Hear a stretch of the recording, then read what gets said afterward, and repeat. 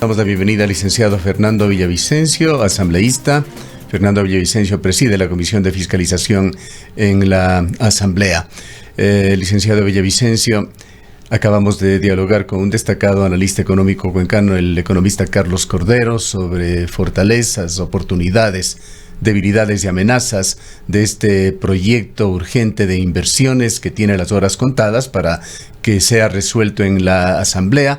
La conclusión de nuestro analista, por lo menos así la entendimos, es de que hay un bloqueo en la Asamblea más nuevamente por el cumplimiento de agendas políticas o por consignas políticas antes que ideológicas, puesto que no se proponen alternativas en la Asamblea. Aceptando este escenario, esta hipótesis, le preguntamos a usted, ¿serían las alternativas la aplicación de procesos de democracia directa, consulta popular y o muerte cruzada? Hay un bloqueo, hay el gobierno de la sinrazón, hay la imposición del discurso ideológico vacío y del cinismo pamfletario en la Asamblea Nacional. Lo que ayer hemos visto en el debate, en el segundo debate, deja a los ecuatorianos boquiabiertos sobre la incapacidad de los llamados sectores antiprivatizadores, en los que está la izquierda democrática, Pachacuti y el movimiento correísta. No presentan una sola propuesta orientada a atraer inversiones, capitales limpios, en áreas nuevas. Yo mismo no estoy de acuerdo en gran medida con el proyecto de ley de inversiones. Y yo no creo, por ejemplo, que negocios en marcha públicos eficientes, como por ejemplo el campo petrolero Sacha u otros negocios que son rentables, sean transferidos al sector privado. Yo creo que debe producirse una suerte de alianzas, efectivamente, entre el capital público y el capital privado, pero sin afectar los intereses del Estado. Pero de ahí a levantar un discurso panfletario de oposición a la privatización, y es mucho más, que este discurso sea levantado por el correísmo. Yo les invito a la ciudadanía cuencana a leer el decreto 1174, promulgado por Rafael Correa el año 2016. Este decreto es la catedral de la privatización. Con este decreto, Rafael Correa ordenó la privatización de la Cemento Huapán, la Cemento Chimborazo, de la empresa de prefabricados y de las principales gasolineras de la estatal Petroecuador. Es decir, Rafael Correa no solo dio paso a la concesión de los sectores públicos, sino a la privatización más descarada. Y si hay una empresa que fue privatizada con la radicalidad de un enfermo, fue en el ingenio EQ2. El ingenio EQ2 fue privatizado, entregado al Grupo Gloria con la plata pública. O sea, este tipo de privatizaciones no se han visto. Que yo regalo una empresa prácticamente a precio de gallina con peste, y es el mismo Estado el que financia con un crédito de la corporación financiera la privatización de esta empresa. Es decir, yo creo que en este ambiente contaminado de falsa ideología y de cinismo es muy difícil hablar de construcción de una ley tan importante como la ley de inversiones. Licenciado Villavicencio, en este diálogo que mantuvimos también con el economista Cordero, él decía que si bien la normativa y la seguridad jurídica son importantes para atraer inversiones, la seguridad política también es fundamental, y al parecer el debate actual al interior de la Asamblea Nacional no estaría a la altura, y esto genera temores como lo que ocurrió ya con la reforma tributaria. No hay votos para archivar, no hay votos para aprobar esta ley, y esto podría provocar que esta entre, al igual que como ocurrió con la ley tributaria, por el Ministerio de la Ley, sin un debate profundo que sea o que resulte en beneficios precisamente para el país. Seamos sinceros, en todos los sentidos, tanto en el plano de la fiscalización como en el de la construcción de leyes, que son los dos escenarios únicos o responsabilidades del Parlamento, hay una estrategia conspirativa liderada por el correísmo y Rafael Correa. Miren, el plano de la fiscalización, lo que intentan hacer es realmente un manicomio, es de locos. Pretenden obligarle a la Comisión de Fiscalización a adelantar el juicio político a los miembros del Consejo de Participación Ciudadana, a los 4 que no les interesa, y no tienen ningún problema en botar al tarro de la basura el juicio político al procurador. Y yo le pregunto a la ciudadanía, si la obligación de un legislador es fiscalizar, si presenta una acusación tan grave como el señor Ferdinand Álvarez, asambleísta correísta, en contra del procurador, señalando que es empleado de las transnacionales, vende patria, que está regalando el dinero a Perenco y a Chevron, presenta con pruebas que dice tenerlas, y luego 2 semanas después dice, ¿sabe qué? El señor procurador no ha sido así, retiro nomás y voy a enjuiciar a otro. Solo esto pone en un mapa enorme el rostro bien clarito de cuál es el objetivo de ellos. Lo que quieren es tomar el control del Consejo de Participación Ciudadana para gobernar sin haber ganado las elecciones. ¿Esto es qué significa? Bloqueo, conspiración. En el plano de las leyes, mire lo que hizo el correísmo. El país no puede perder tan rápido la memoria. Gracias a la abstención de los correístas, entró por el Ministerio de la Ley el proyecto original de ley de la ley tributaria, que si hubiesen permitido que entre el proyecto modificado por la comisión, que era mucho mejor que el que está vigente, no estuviésemos sufriendo las quejas que estamos recibiendo. Pero son ellos los que dieron paso para que se convierta en ley por la fuerza de los hechos, sin debate y sin aceptar el criterio ciudadano y parlamentario. Ahora, en todo caso, licenciado Villavicencio, ¿qué piensa usted va a pasar en la Asamblea en estos 2 días con respecto al proyecto urgente de inversiones? Mire, por iniciativa ayer de varios legisladores, entre los que me incluyo, yo pedí a la presidenta que nos conceda un tiempo más, porque yo creo que hay que presentar nuevas modificaciones. Yo he planteado, por ejemplo, que se dé paso a la posibilidad de construcción de empresas de economía mixta, donde pueda participar el Estado con el 51% o más, y ganar también la participación de capital privado, que se resuelva sobre la renegociación de los contratos de telecomunicaciones.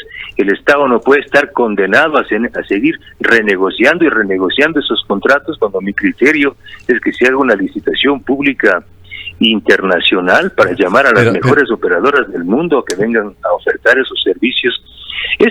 ¿Cómo van a lograr más tiempo, licenciado Villavicencio, si es que este proyecto tiene el carácter de económico urgente? Solo hasta el día de mañana a las 13 horas. Son 48 horas que dio la presidenta de la Asamblea.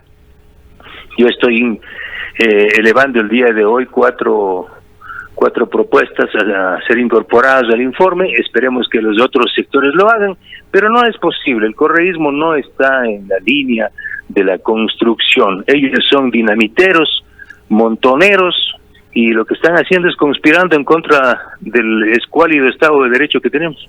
Lo más probable entonces es que el proyecto sea negado y en consecuencia archivado.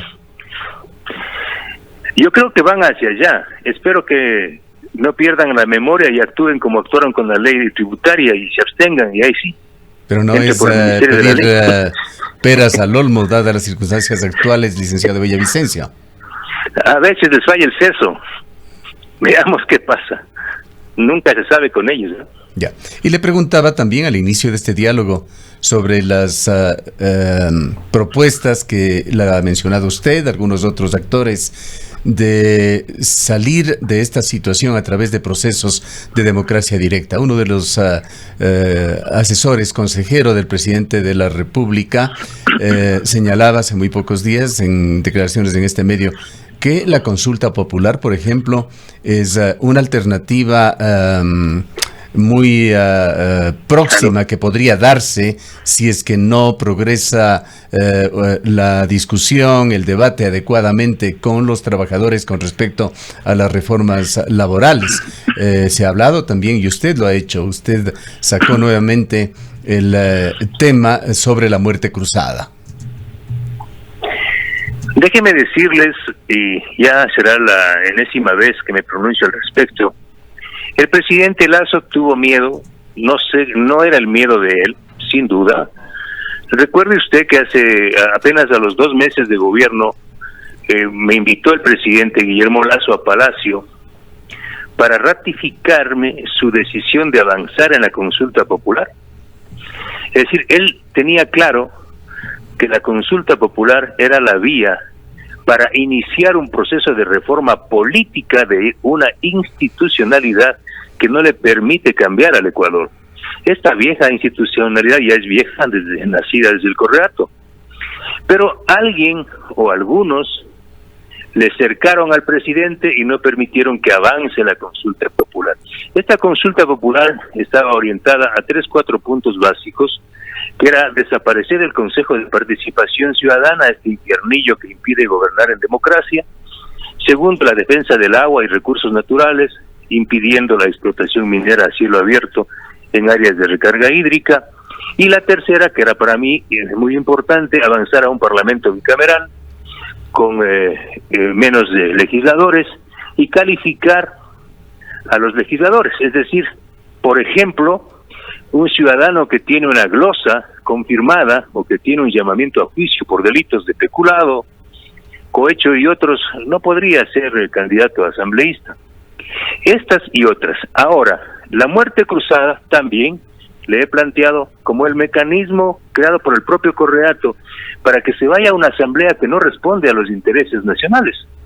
Yo entiendo que ahora el presidente no tiene en su agenda la muerte cruzada. Yo respeto sus miedos, pero creo que la consulta popular va. De lo que yo he podido hablar en las últimas horas, la consulta popular va. Y déjeme decirle, yo tengo 4 preguntas que he compartido y no tengo problema en decirlo en este momento.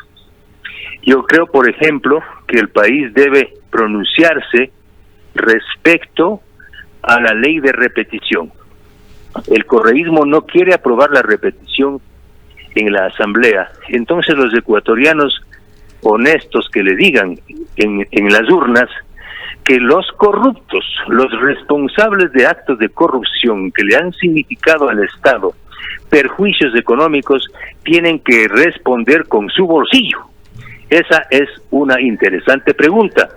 La segunda pregunta, por ejemplo, sería orientada a ratificarnos en el tema de la oposición a la extracción minera a cielo abierto en las áreas de recarga hídrica. Otra, a la reducción del número de asambleístas y a la calificación de aquellos candidatos que, si tienen glosas confirmadas o impedimento judicial, puedan ser aspirantes a la legislatura. Estas, entre otras preguntas, yo ya he presentado al gobierno nacional y esperemos que sean acogidas. ¿Qué tan pronto cree usted puede darse esta consulta popular?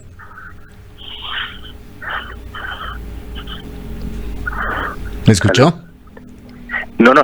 Le preguntaba, ¿qué tan pronto cree que pueda darse esta consulta popular? En su momento se llegó a decir que podría ser hasta finales de este año, luego se habló de incorporarla probablemente. Sí, aparentemente está sin retorno. No sé si nos escucha el licenciado Fernando Villavicencio. ¿Nos escucha? Ahorita le escucho. Ya. Le preguntaba sobre la temporalidad. ¿Cuándo cree usted podría darse la consulta popular? Yo creo que estamos pasado de tiempo, pero nunca será tarde. Ya. El gobierno tiene la... Sí.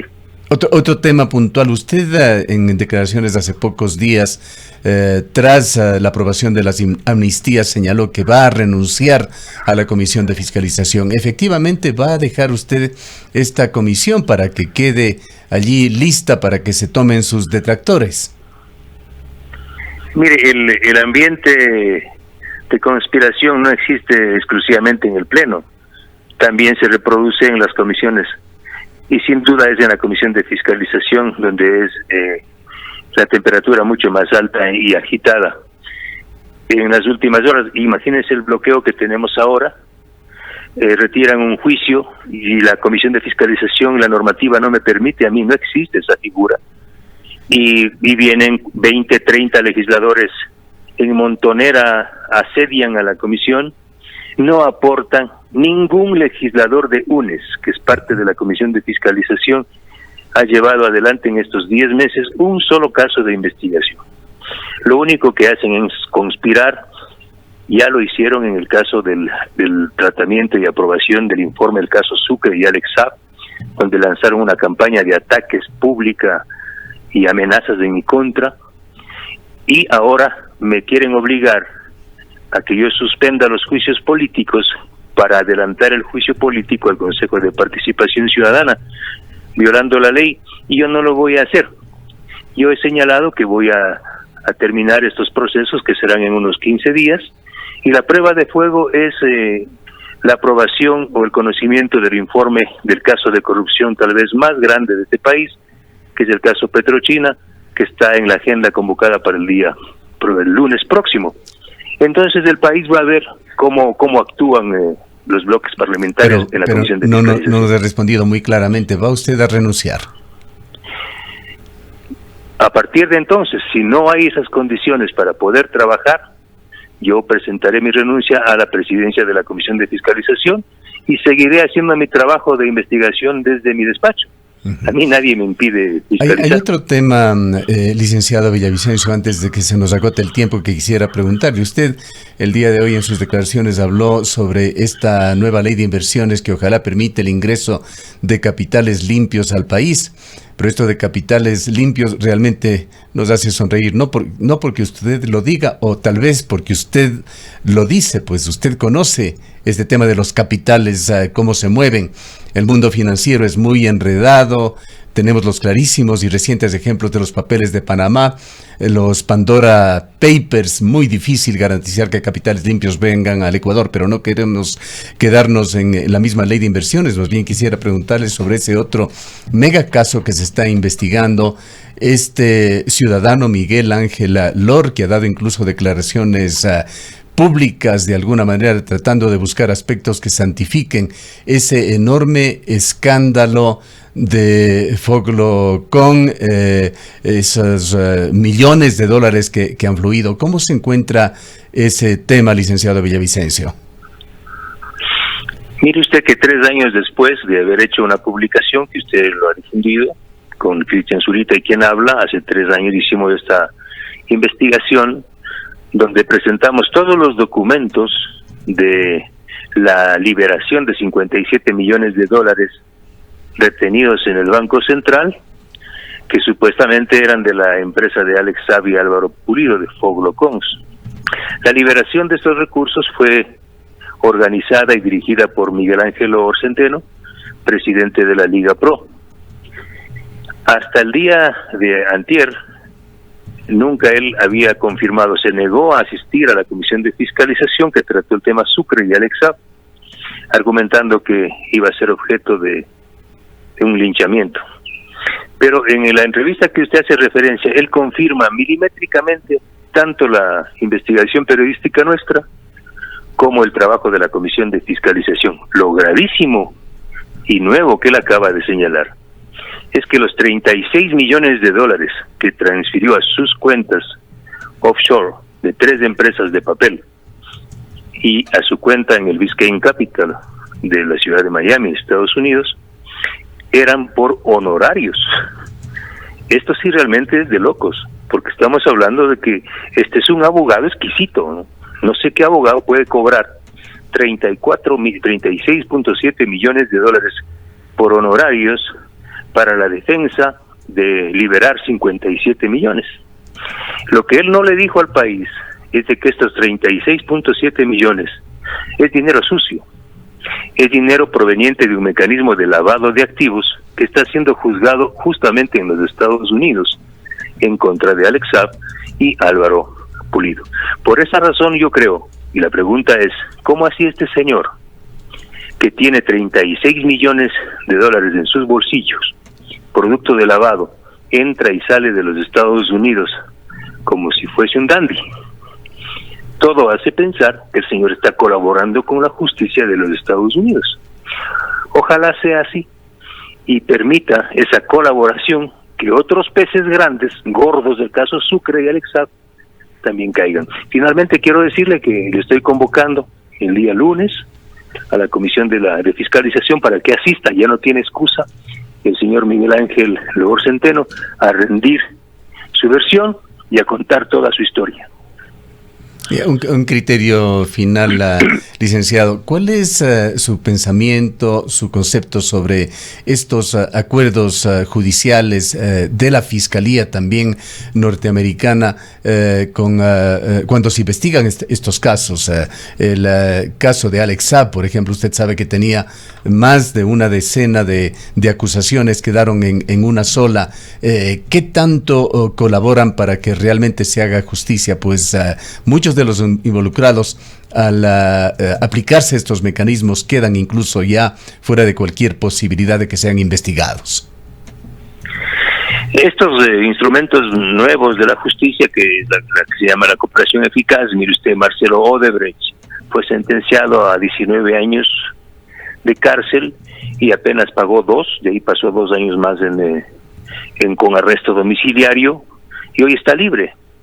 Esto se produjo gracias a que él delató a varias autoridades altas de América Latina y el mundo de haber sido parte de la trama de Odebrecht.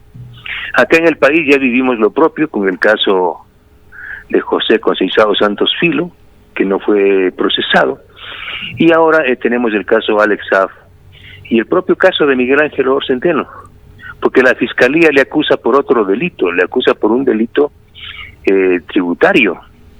No está acusado por el delito central. Y también mire usted que la justicia de Ecuador sobreseyó a los presuntos delincuentes y acusados por el delito de lavado de activos, justamente cuando ahora se sabe que esos 36 o esos 57 millones de dólares correspondían a operaciones ilícitas realizadas entre Ecuador y Venezuela. Es más, con dinero de la Reserva de Libre Disponibilidad del Banco Central.